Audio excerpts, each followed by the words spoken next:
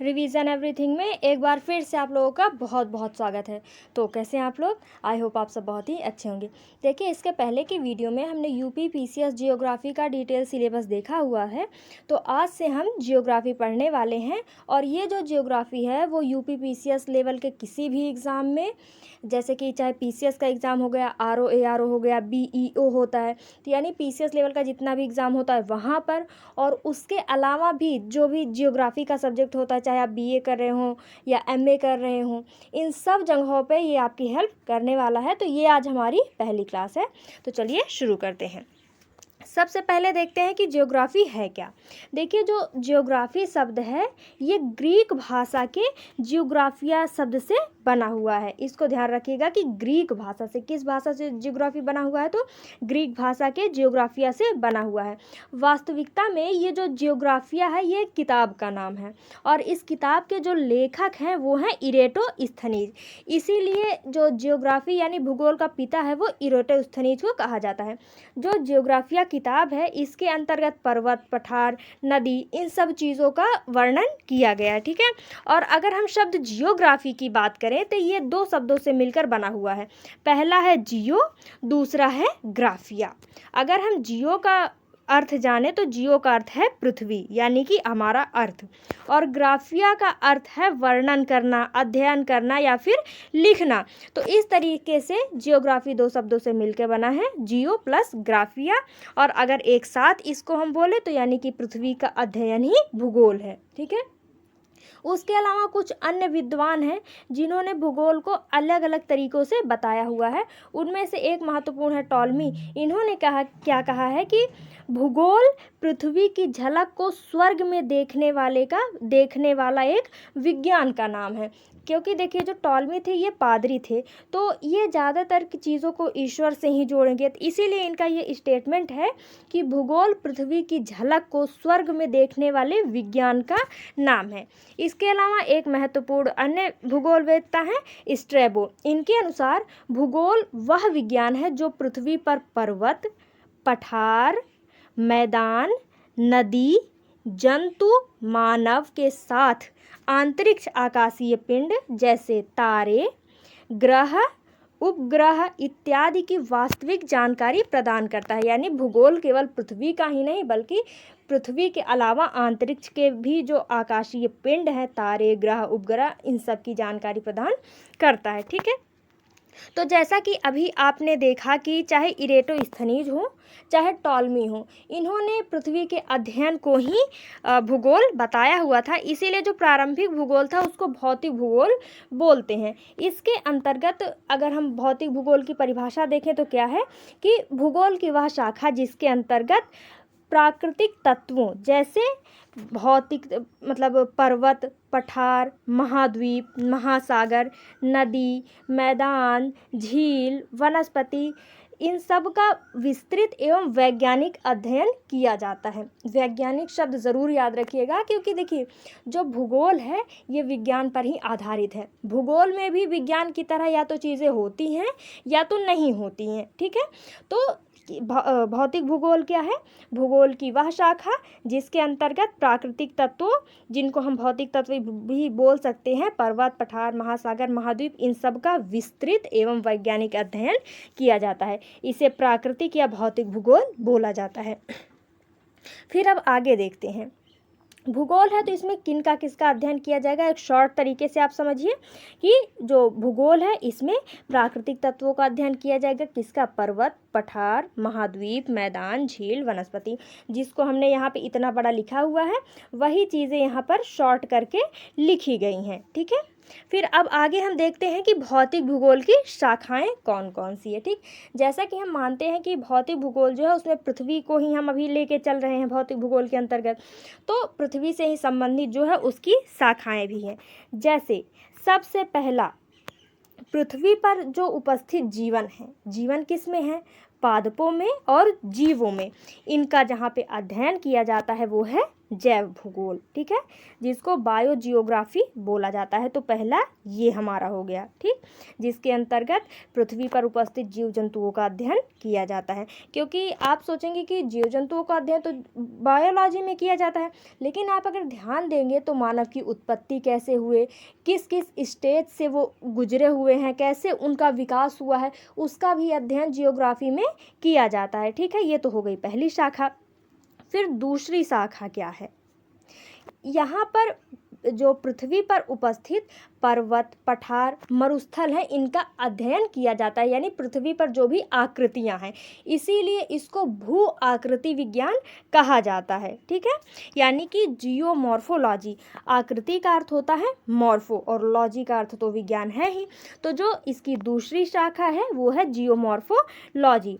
अब तीसरी शाखा के बारे में अगर हम जानें तो पृथ्वी पर जैव मंडल के अलावा हमारे चारों ओर वायुमंडल भी है, ठीक है, और वायुमंडल के साथ साथ हमारे पास समुद्र भी है। तो तीसरा जो हमारा होगा वो होगा वायुमंडल, और वायुमंडल में गैस और जलवाष्प का अध्ययन किया जाता है, और वायु और जल को आप साथ में मिलाएं तो क्या बनेगा, जलवायु विज्ञान, जिसको क्लाइमेटोलॉजी बोला जाता है। तो तीसरी शाखा कौन सी है, क्लाइमेटोलॉजी। फिर उसके बाद एक चीज़ और बचता है, सब भारत का मतलब माफ़ कीजिएगा, विश्व का एक बहुत ही बड़ा क्षेत्र जो कि पानी में है, और कहाँ पे पानी, वो भी समुद्र में। तो यहाँ पर समुद्र विज्ञान इसकी चौथी शाखा है, यानी ओशेनोलॉजी या फिर ओशेनोग्राफी, ठीक है। तो भौतिक भूगोल की कितनी शाखाएं, 4। पहला जैव भूगोल, दूसरा भू आकृति विज्ञान, तीसरा जलवायु विज्ञान और चौथा समुद्र विज्ञान, ठीक है। फिर इसी को यहाँ पर थोड़ा शॉर्ट करके लिख दिया गया है, सारी चीज़ें, बाकी ये वही है, ठीक। फिर उसके आगे हम देखते हैं कि इन सब का अध्ययन कौन कर रहा है, चाहे पृथ्वी का अध्ययन हो, पेड़ पौधों का अध्ययन हो, मरुस्थल का अध्ययन हो, इन सब को कर कौन रहा है, मानव ही तो कर रहा है। ऐसे में अगर हम जियोग्राफी से मानव को ही हटा देंगे फिर ये तो अन्याय हो जाएगा। इसीलिए कुछ समय बाद जियोग्राफी में मानवों को भी शामिल किया गया। अब जब भूगोल के अंदर मानव को शामिल किया गया, तब इसमें अध्ययन बिंदु कौन कौन से होंगे, तो मानव और उनकी गतिविधियों को भूगोल के अंतर्गत लाया गया। और जब मानव भूगोल के अंतर्गत अगर इसकी शाखाओं की बात करें तो कृषि भूगोल, मानव ही कृषि करेगा, औद्योगिक भूगोल, मानव ही औद्योगिकरण करेगा, परिवहन भूगोल, आवास भूगोल, जनसंख्या भूगोल, नगरीकरण, सांस्कृतिक भूगोल, राजनैतिक भूगोल, आर्थिक भूगोल, ये सभी ही मानव भूगोल की शाखाएं हैं, ठीक है। तो अभी तक केवल भौतिक भूगोल था, अब भूगोल के अंतर्गत मानव भी शामिल हो चुका है, ठीक है। अभी एक चीज़ बचती है, कौन, आकाशीय पिंड। चलिए आगे हम बढ़ते हैं। तो यहाँ पर हम आ गए आकाशीय पिंड यानी खगोलिकी के ऊपर। अभी हम शुरुआत कर रहे हैं, इसीलिए इसके अंतर्गत यानी भूगोल के अंतर्गत किन किन चीज़ों का अध्ययन किया जाता है पहले हम उसको देख लेते हैं ना। तो इसके बाद आता है हमारा एस्ट्रोनॉमी। जो एस्ट्रोनॉमी है ये भी 2 शब्दों से मिलकर बना हुआ है, पहला है एस्ट्रो, दूसरा है नॉमी, ठीक है। एस्ट्रो का अर्थ होता है सेलेस्टियल बॉडी यानी कि आकाशीय पिंड, और नॉमी का अर्थ है अध्ययन। इस हिसाब से आप कह सकते हैं कि एस्ट्रोनॉमी क्या है, आकाशीय पिंडों का अध्ययन। आकाशीय पिंड यानी सूर्य, तारे, ग्रह, उपग्रह, क्षुद्र ग्रह, ये सभी आकाशीय पिंड हैं, ठीक है। और अगर आप आकाशीय पिंड की बात करेंगे तो जो आकाशीय पिंड होते हैं इनका अपना आकार होता है, इनका अपना द्रव्यमान होता है, और ये सभी गति की अवस्था में है।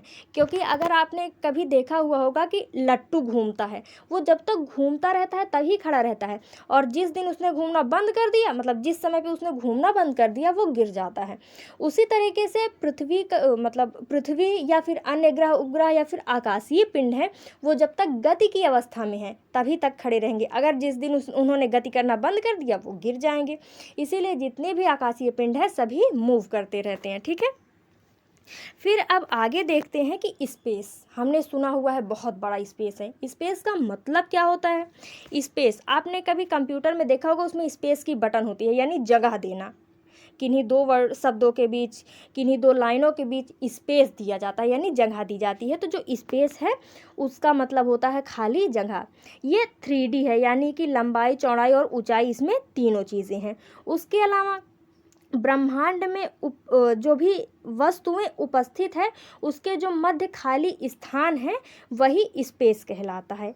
ठीक है, और ब्रह्मांड का जो बहुत बड़ा स्थान है वो खाली है। भले ही इसमें ग्रह, उपग्रह, नक्षत्र, मिल्की वे, आकाशगंगा सभी मौजूद हैं, लेकिन ये केवल कुछ ही हिस्से में है। सबको मिला दिया जाए, ब्रह्मांड का ज़्यादातर हिस्सा खाली है, जिसे स्पेस बोला जाता है। ठीक है, अब आगे देखते हैं खगोलिकी है क्या। ठीक, विज्ञान की वह शाखा जिसके अंतर्गत खगोलीय बिंदु या खगोलीय पिंड आप बोल सकते हैं की उत्पत्ति, प्रभाव और विस्तृत अध्ययन किया जाता है। यानी कि उसके अंतर्गत अगर हम सूर्य को ले लें तो सूर्य की उत्पत्ति कैसे हुई थी, इसकी क्या क्या विशेषताएं हैं, इसके क्या प्रभाव हैं, उसका अध्ययन किया जाता है। यही खगोल विज्ञान है, यानी विज्ञान की वह शाखा जिसके अंतर्गत खगोलीय पिंड की उत्पत्ति, विशेषताएं और प्रभाव का विस्तृत अध्ययन किया जाता है। उसके अलावा इसके अंतर्गत विभिन्न प्रकार के आकाशीय पिंड जैसे तारे, उल्का पिंड, पुच्छल तारा तथा अन्य आकाशीय पिंडों की उत्पत्ति प्रक्रिया और इसके साथ ही गतियों का भी अध्ययन किया जाता है। अगर गतियों का अध्ययन नहीं किया गया होता तो हमें कैसे पता होता कि जो ग्रह हैं वो घूर्णन करते हैं, यानी अपने अक्ष पर घूमते हैं, उसके साथ ही अपने आसपास के जो तारे होते हैं उनका चक्कर लगाता है ना। फिर अब इसके अलावा जो अंतरिक्ष की अगर हम बात करें तो अंतरिक्ष का सामान्य अर्थ है खाली स्थान यानी स्पेस, जो कि त्रिविमीय होता है, जिसको अभी वहाँ पे हमने समझा हुआ है उसी को यहाँ पे लिखा गया है। अर्थात किसी भी प्रकार के कणों के बीच उपस्थित खाली स्थान अंतरिक्ष कहलाता है।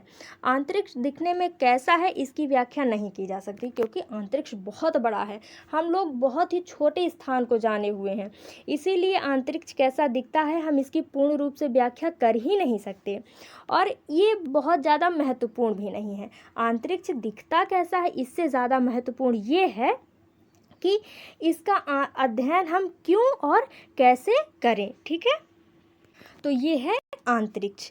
तो ये हमारी आज की पहली क्लास थी जिसके अंतर्गत हमने खगोलीय पिंड, विज्ञान क्या है, उसकी क्या क्या शाखाएं हैं, मानव भूगोल क्या है, भौतिक भूगोल क्या है, इन सभी चीज़ों का हमने आज अध्ययन किया हुआ है। आज से हमारी क्लास शुरू हो चुकी है।